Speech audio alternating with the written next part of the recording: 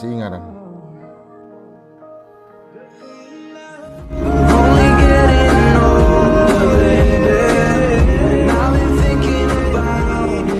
Masih ya, astaga.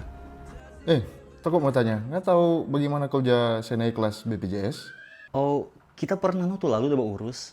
Siapa yang desaki dong?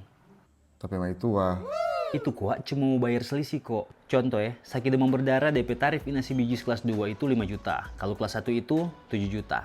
Kalau VIP itu 10 juta. Kalau nggak mau naik kelas dari kelas 2 ke kelas 1, selisih yang mau bayar, tarif kelas 1 7 juta kurang tarif kelas 2 5 juta. Berarti 2 juta. Oh, Kalau nggak dari kelas 2 mau naik VIP, DP hitungan begini. Nggak mesti bayar, selisih dari kelas 2 dan kelas 1 tadi kan 2 juta. Tambah 75% dari kelas 1. 75% dari tarif kelas 1 itu 5 juta 250. Nah, berarti DP selisih yang mau bayar 2 juta tambah 5 juta 250. Nah, DP total kan 7 juta 250 ribu. Ini DP total maksimal kalau nggak naik kelas dari kelas 2 langsung ke VIP. Cuma itu masih hitungan, DP pembayaran tetap mesti ikut tarif VIP rumah sakit.